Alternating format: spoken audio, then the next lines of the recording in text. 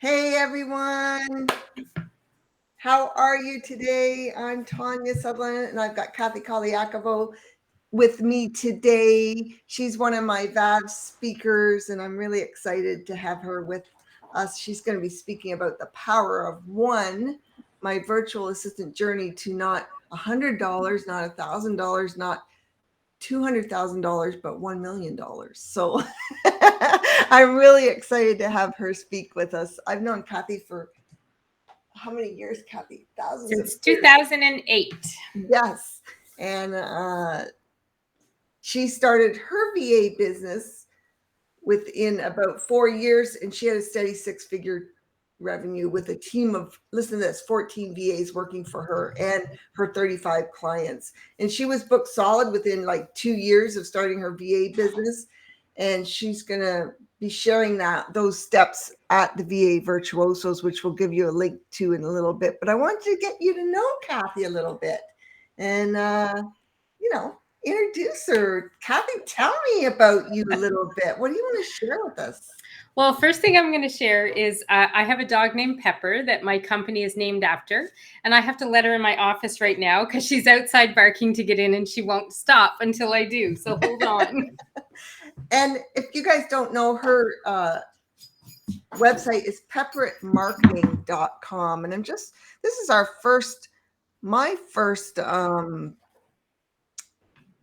thing for a long time, Facebook Live. So I'm trying to figure out how to put your link to your website on there. And I'm just seeing if I can do that. Let's see if this works. Might not, but Lives are always fun. I find them challenging sometimes. Well, you can't come in and practice them. Yeah, no. And so if you haven't done one for a while, then guess what? It's going to not work so well. Pepperitmarketing.com. All righty. There we go. Look at that. I can take I'm not going to show our names. Well, I can show yours because this is who you are. All right. But Cathy, tell us a little bit really about how you moved along in the transgression, like to get up to the $1 million. Right. Not in full detail because that's no, it's like, how can I tell you that without telling you what I'm going to talk about? But yeah, tell us what you're going to talk about on the 20th. Yeah, on the 25th. So I guess the thing for me, if you're going to ask, like, what's one of the biggest pieces of action that I took or steps that happened to help my business grow the way that it did. And I think there's a couple things, and I definitely want to talk about them in the conference, in the event.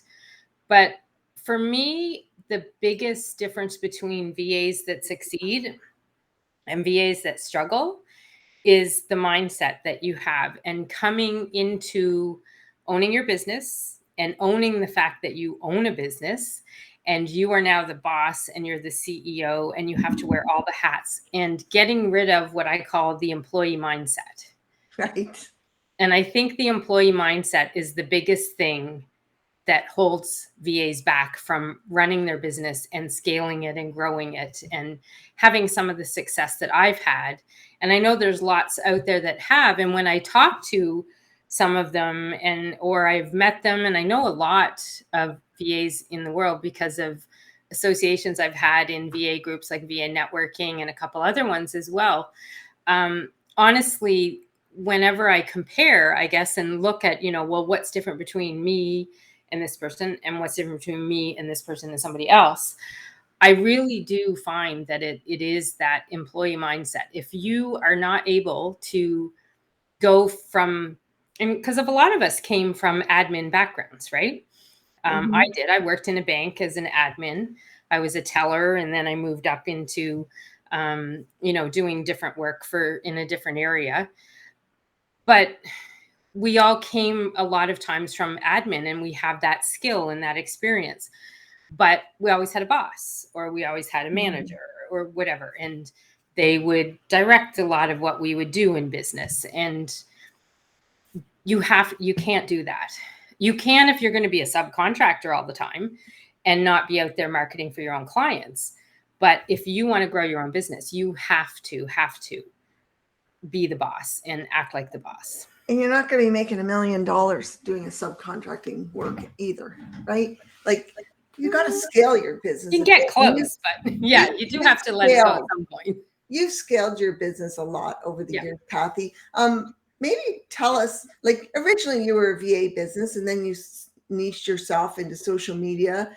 And now you're like a full, well, then you went to agency. Well, you did that too as well. I didn't call it that, but yeah. Yeah, that's what they call it nowadays. But what did we call it back then? We call it a multi-VA business. Yeah. So, yeah.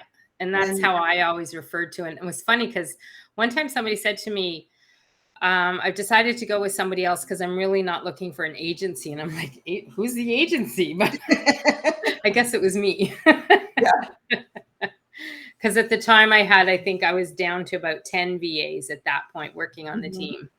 And, but yeah, I guess that's what they called it. But, making that decision for me, I found, as I got busier and busier at the beginning and my practice got full and I didn't have more room, I sort of slowly brought on some help, not technical subcontractors at that point. It was kind of like 2 friends locally that wanted some extra work. So I taught them some things. But funny enough, they didn't stay with me, and they didn't stay with me because they just wanted a part-time job. Right. So they had that employee mindset that I was talking about, and they could have gotten more work and done more, and I would have paid more, but they didn't want to learn some of these new things other than what I showed them. And I didn't want to be in a place where I was training them all the time. So I really started looking for people that had already trained or had skills and knew what they were doing to get that kind of work. But that, again, that comes back to the mindset you have, right? Yeah. And I mean, I think that makes the difference. So for me, I just all of a sudden said, well, I'm full and I'm enjoying the money that I'm making and I want to make more. So how can I do that? And that's where I came to the place of, okay, I'm going to officially get subcontractors in a way that helps, because they're experienced and they knew what they were doing and they were already VAs, but maybe didn't have a full practice and wanted extra hours that they didn't have to hustle for, that were sort of handed to them. Working with VAs, and it takes a lot. It is a huge mindset to think of yourself as the boss, that you need to start getting rid of some of the stuff that, is taking up your freedom, your time, that you could focus on doing some of those important things in your business that actually make money. Well, not that the other stuff isn't making money, but, some strategies and things like that. Do you have any stories about virtual assistants that you've worked with? Like good, bad, ugly, wonderful, fantastic? I have lots of stories. I know you do. But you know what? It's funny because I think there's a lesson to be learned in a lot of them, right? I think, did I do with you a few years ago, like RFP horror stories? Yes, we did that at one of the Virtuosos. Yeah. And I think, I had to look back one time when I was talking with VA Classroom on how many subcontractors I'd hired. And at that time, it was about 45 that had come in and out of the business. And it's probably over about 50 now. And of course, you interview way more than that. Yeah. And for me, I've gotten to a point with when I'm looking for talent and looking for someone to join the team, and I just recently had a posting and hired someone, there are things that I do that are purposeful because it actually helps me figure out what kind of person you are and how you work and things like that. But one of the, I guess, the best practice story that I could tell about somebody that had contacted me looking for, I didn't have a posting out there. They were just sort of sending emails around. If you're looking for a new team member, I'm here, that kind of thing. And I remember this one person wasn't looking to join the team so much as they were looking around at something, and they actually sent me an email, and it said something to the effect of, and this was when I had social media training programs that I was offering. So they were looking at it and they were saying, hi, I was wondering if you could help me and figure out, I'm looking to offer social media as a service as a VA, and I'm wondering if you know of any training programs that I could learn about or whatever. Mhm. And so lesson number 1 there is always do your homework when you're reaching out in a cold Yes. way, and make sure you know who you're reaching out to. But so then I gave her an answer and sent a few things. And at the time, Craig Canning's and VA Classroom were really big and had a lot of stuff. Like I had taken my social media certification or whatever. Mhm. And this was way back then.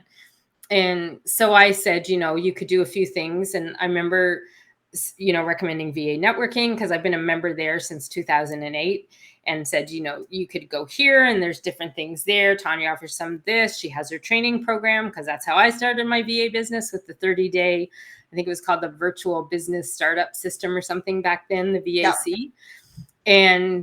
And I said, and if you want, I said, I have social media training programs that help you learn how to do it, which you can then do for clients. Or if you're looking to, a bigger picture for business of learning to do social media for business as a VA, you could always check with VA Classroom and Craig Canning's. He runs a bunch of good ones there. And so I got an email back and it said, thank you so much. And so I guess the lesson for this, you guys, is ingenuity. And what is it that you always see on resumes? I'm a self-starter. Okay. So as a VA, you have to be a self-starter. You have your own business. So the person emailed me back, and I'm sorry if you're in the audience listening, but I'm going to tell you what I said because I would say it to anybody anyhow. And she said, oh, okay, thank you so much for all that information. Now, where would I be able to find this VA Classroom and Craig Canning's or something? Like she wanted the information about it. And I remember I looked at it for about a day before I answered because I was really mad.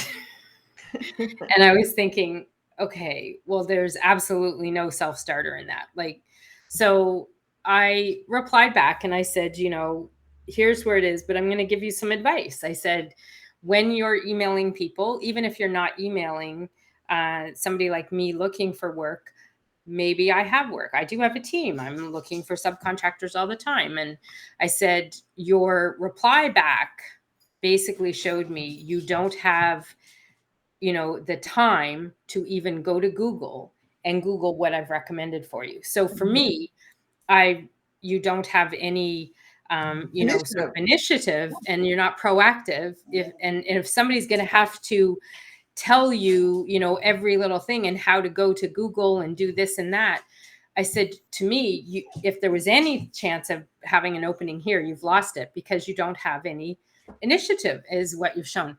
And I said, I'm not trying to be mean. I'm just, sorry. Hold on 1 second. Out. Yeah, no, that's so true, Cathy.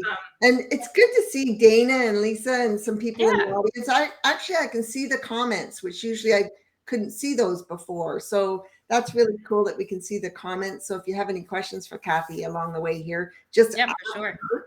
But sorry about the pepper barking. part of the business now. Yeah. And I was really honest with her. And I just said, she could have blown a couple opportunities, right? One, I need social media VAs. She was looking to learn it. I mean, maybe there was a way that things could go ahead and she could learn something from me, or I might be interested in hiring her. But because she couldn't even take the time to go Google VA Classroom from it and look it up, I was just like, that's not the kind of thing. So if you're, looking for traits of good VAs, that's what clients are looking for too. If someone had done that with a client, it would be the same thing. If you were looking to get work with them, you've probably taken yourself out of the running. So when I talk about the mindset and the employee mindset and the CEO mindset, that's a lot. And I think that's the biggest factor in success. Hey, Patty's there. Yeah, hey, one Patty. of our favorite VAs. Patty was my first VA I ever hired in my life. And she was definitely proactive. You didn't have to tell her nothing. She just did it. She read our minds. I know Yep. she works for you too. So she's been on my team. She still works for me. She's Yeah. been on my team since 2010, maybe, Patty. Wow. I think 10 or 11. Yeah. Yeah. No, she definitely reads our minds.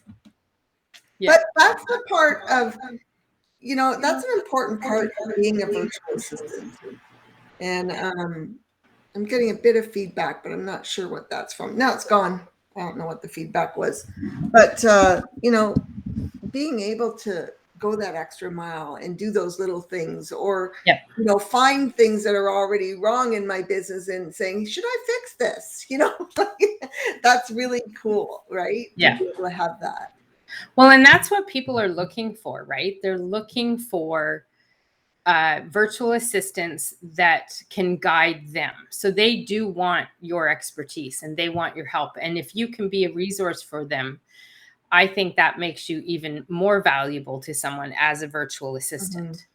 Yeah. So, and that's staying in touch too with your person you're working for. Like, you probably had a meeting every once in a while with your VAs and stuff like that, and they get to know you, and you're always staying on top of them. I mean, even when I was working for like a lot of internet marketing companies, because that's what I did, I went through all their stuff, like their business plan, if they had that available to me, right down to their products, reading their books. Did I get paid for a lot of that? Sometimes not, because I was working towards learning too in some ways, right? It depended on the client. But the more I could get to know the client, the better of an asset I was to them.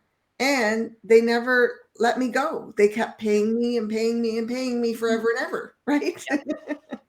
So yeah, well, and I think that is one of the things that leads to a long-term client, is being there for them. I've met a lot of folks that it just is an instinct as the VA to sign up for their newsletter, to know what's going on in the client's world. Even if you aren't paid to do their newsletter, sign up for it and read it and be part of it. And I've learned a lot of things from that kind of thing. I mean, most of the time we were involved in the newsletters and stuff, but I would see sometimes, like, I would like their Facebook pages or be connected to them on social media. And sometimes they would put personal things out there that you would see that would, hey, I didn't know this, congratulations, or different things like that. And I think it's important that you do that because it does make you really valuable to them. And I had, this past year, I let one of my longest standing clients go,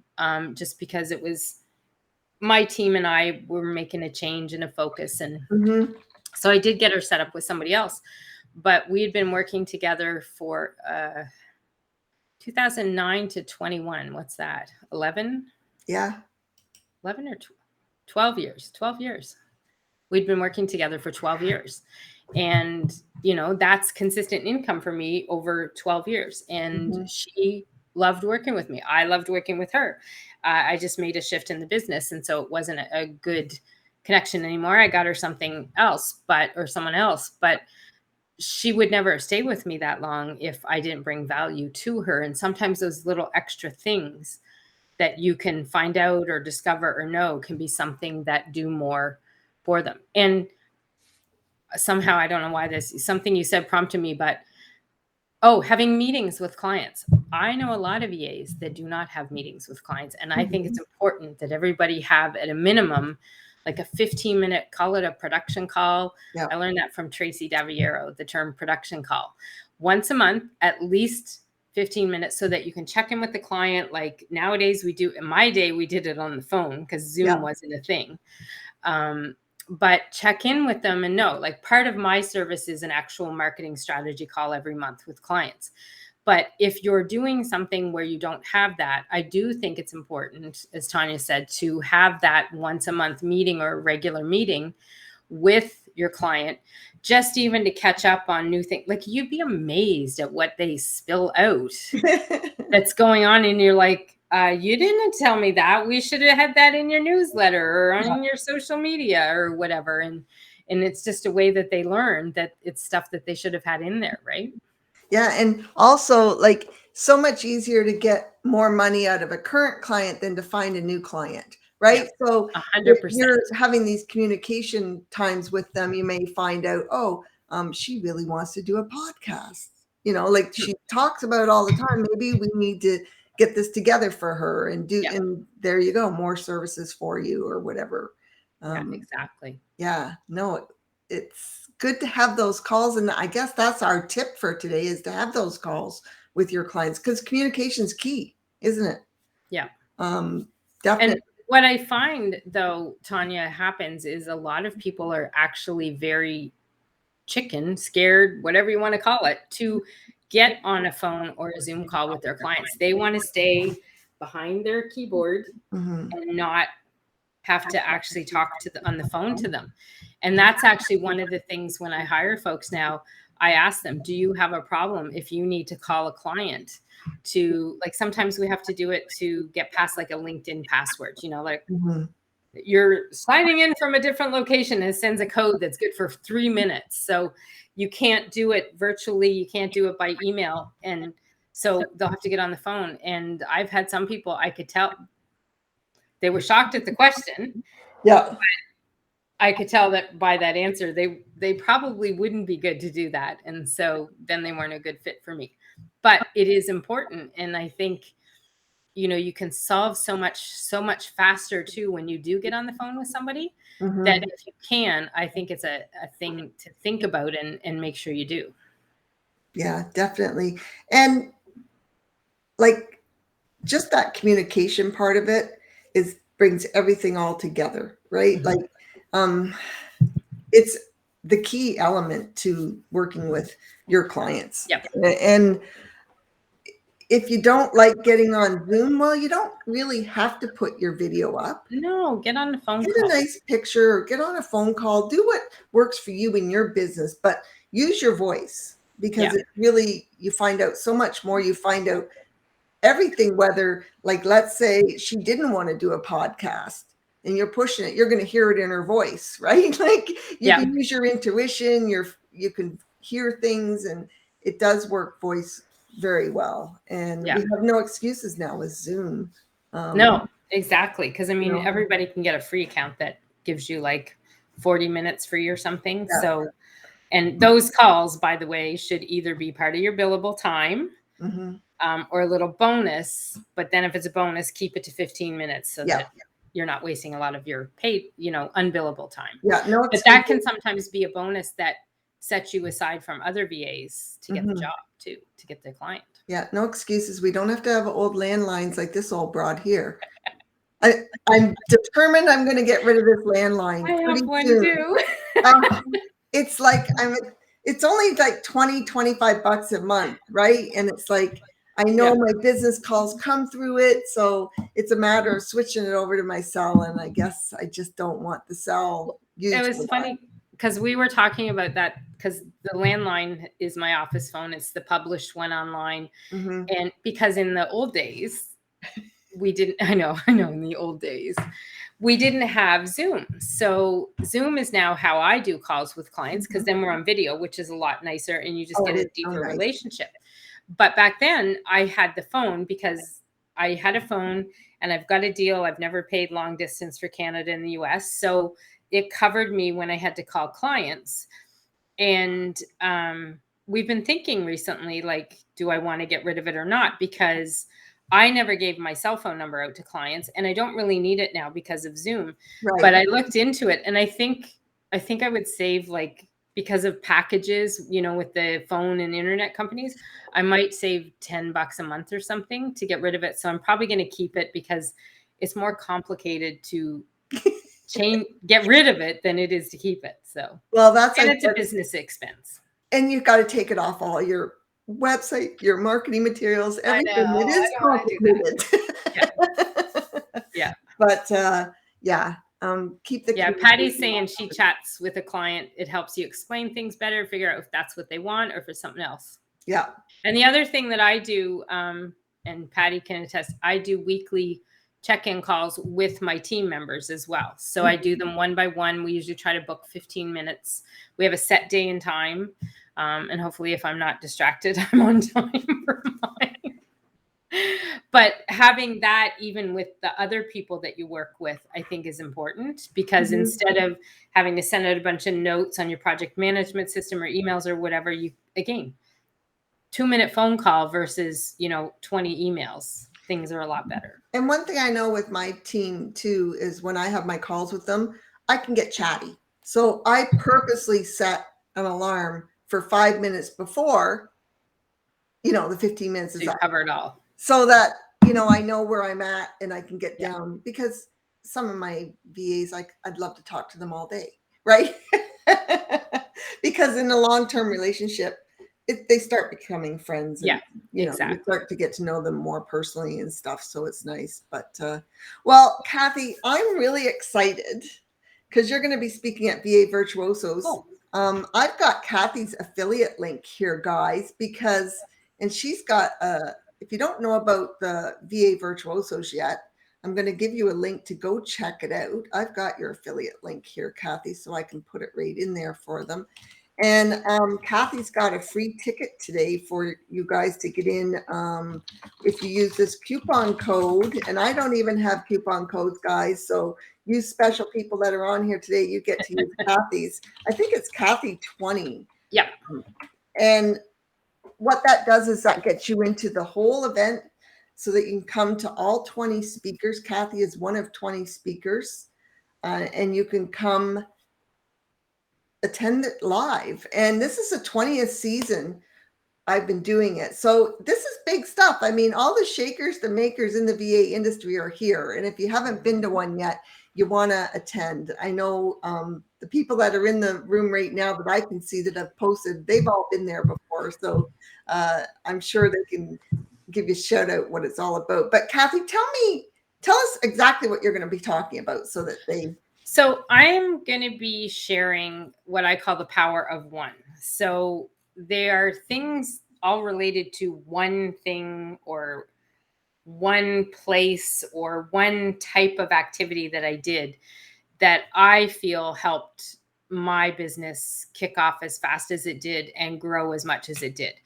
Because and it was funny, I think I was doing a conference or speaking somewhere, and I did this tally or whatever, and I figured it out that in year 9, and I really hadn't tracked my income in that way, but I was doing something, and so I was in about year 10 or almost 9, I think, and I realized that by the end of that year in my business, I would have made $1 million. And I think it was about October of that year that I hit in my revenue that I billed for clients or earned in my business or from whatever it was $1 million. So what I'm going to be talking about is the things that I feel helped me get there. Mm-hmm. And they're all related to one. So, the first one I'll tell you, because we've talked about it a lot, is having the mindset of a CEO from day one, right? And so then I've got some other things that are part of it that are really some of the things that I think are important, that if you want to grow a VA business and if you want to succeed and, build a steady income. And to me, that was a thing. Like when I first started, I set a goal because I was in a program that supported me for the first 40 weeks of my business.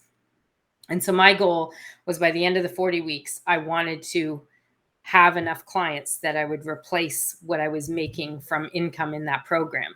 And so that was the big thing for me, was, having that was a big thing, the one thing right there. So I've got a few others that I'm going to share that I think were critical in helping me get as far as I did and go as far as I did. And, I came from a banking background. I did not finish university. I quit university because of, I guess they would call it social anxiety these days. I was just a wreck in the hallways because I felt people were staring at me and looking at me and judging me. And so I quit and I took a bank training course, and I worked for the Royal Bank of Canada for years and years. And I tallied it all up. And at the end of my 13-year career with the Royal Bank, if I was earning what I earned there, it would have taken me 29 years to get that $1 million. And it took me 9 years in my business. Yeah, so cool. Like, that's amazing stuff. Like, for any of you people out there that are just thinking about, should I become a VA, or there's so much opportunity out there for you. Like, you just be amazed all the opportunity there is to make money in it. I see Angie Teffler. Yeah, this is your first one. That's exciting. I've seen your name around a lot too, Angie. So it'll be good to get to know you, because we have a lot of networking during the conference in between the fabulous speakers we have. But yeah, I'm excited for Cathy. Cathy is pepperitmarketing.com, and I had it on the screen a minute ago, but now, oh, there it is. Let me do it. I'm learning how to do these very simply. I was going to say too, Tanya, one thing that I would say, if somebody's watching this, on the Facebook page and not sure about going to the conference, I'll give away one of my slides. I'm going to tell you what it is. So in my presentation, I talk about, like, for me, a life-changing moment was number one was joining VA networking, because I found all these other VAs and people, and Tanya and all that kind of, people like Patty, who's on here too. And I found friends for life, I'm going to just say, in the associations and in a couple others as well. And I might get teary-eyed here talking about this, and I don't mean to, but I have, 3 or 4 really good friends that I would never have had if it had not been for stepping out of my comfort zone and joining into VA networking and starting to talk to people and strangers. I mean, we're talking about somebody who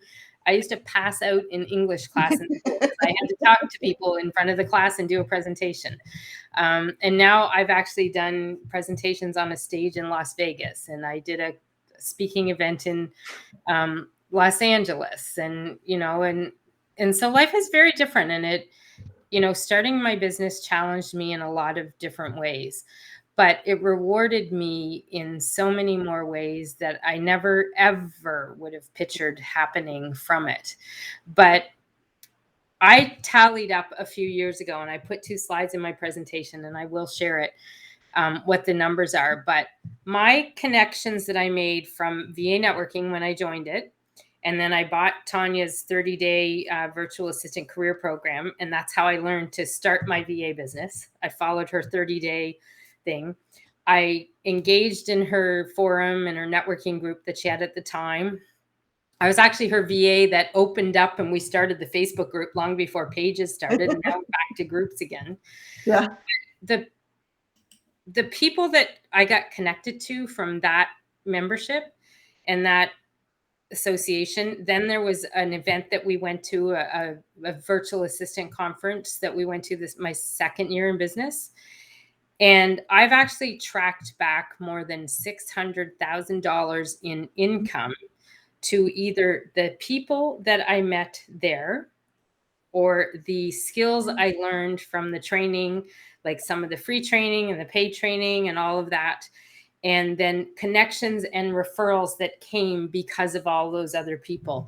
And it's well over 750,000 at this stage. I didn't do the exact numbers, but from a presentation I did a few years ago, I actually had calculated the exact number. And so when you're starting a business and you're thinking about, do you want to do something like VA Virtuosos or not? And by the way, she's not paying me to say this. I'm just saying. No. I was thinking about that, but it really is like, here's your money. No. But honestly, Tanya has a blog post I wrote about it. Yeah. But it really, truly did change everything for me. And part of it was the people, part of it was the training, part of it was the experiences. And like, when you put it all together, it builds you up, and it gives you the confidence that you need when you're out there. I left my job. I got fired from my job. I got laid off from my job. What am I going to do now? And you're all on your own, and you find this group of people that you're going to meet. Patty's in here in the group, and I've known her since then too, because she was active in the forum, and she's the one I've known the longest, I think. Yeah. And same here. And I mean, honestly, doing events like this, and when we can get back to doing them live and in person, would be even better. But those are the kinds of things that, can be life-changing and altering for what you're doing and the path that you're going on. I mean, I never would have imagined this would be where I am. Especially if you ever have to room with Cathy. Sorry, I had to throw it out there. I've roomed with her before lots of times, but the last time we roomed, I forget where it was. I think it was here in Vancouver. And I must have had to get my key changed 25 times during 19. It was only 19 times. 19 times, because she'd keep messing up the keys or losing her keys or something or other. And they were those cards, right? So we had to get it re-tagged every time. And that was such a joy. It kept me going up and down those stairs all week to go down to the lobby. Yeah, we had a hotel there where you had to use your key to your room in the elevator to get up. And I still remember you just were shocked at it. And so I attribute it to my electric magnetic personality. I keep magnetizing the cards, is what I always say. Yeah, nobody's allowed to give me hotel keys ever, as Patty says.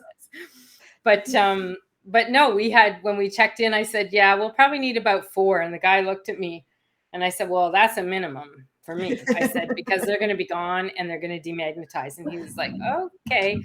Anyhow, we got to know him very well that week. And he kept track, and there was 19 cards that we had to get. And we literally, do you remember the one time? I'm going to mail you this from my Nexus card. It's like one of these slip things that you put your card in so that it doesn't demagnetize. But do you remember your key wouldn't work.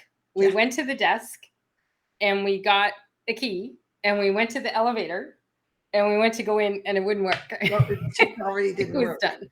It's like, yes, you're magnetized. Anyhow, so I guess what I'm saying on that point is, I've worked from home by myself in my own office for 13 and a half years now. I have never once felt like I was alone. And I think VAnetworking started that and started making me realize how you could be connected to people and work from home, but not be alone.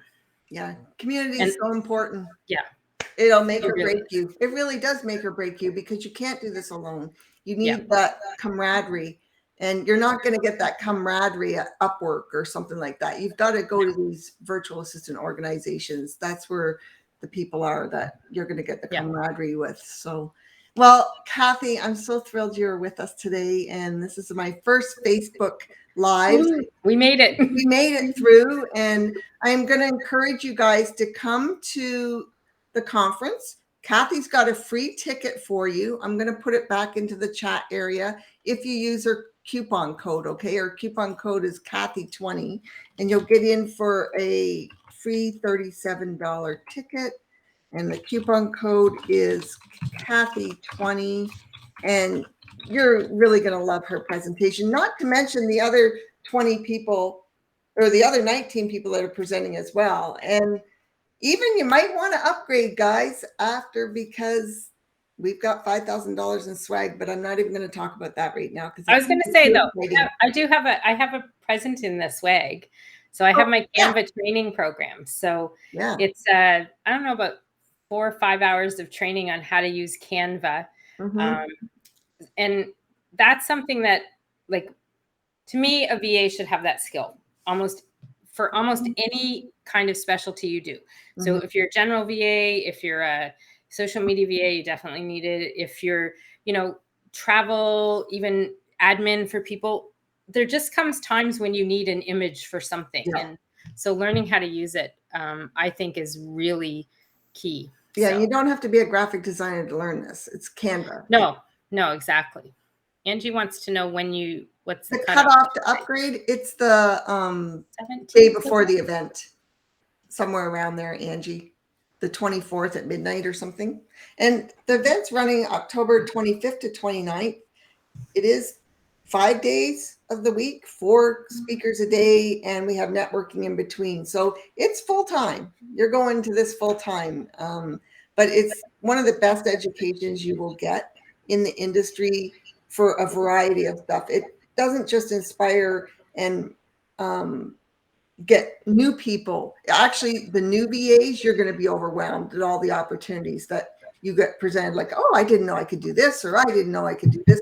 Don't be overwhelmed by it. Like, think of it as, this is exciting. This is, but the people that are seasoned VAs, definitely they pick up a lot of tips all along the way. We've got people talking about Facebook ads this season, like how to sell your services doing Facebook ads, all kinds of stuff that's more advanced. So something for everyone at it, and encourage you guys to all come. But and that's how I figured out like what I liked to do the most was you go to the different events and you learn different things from different people, and then you kind of get an idea or a feel for what appeals to you.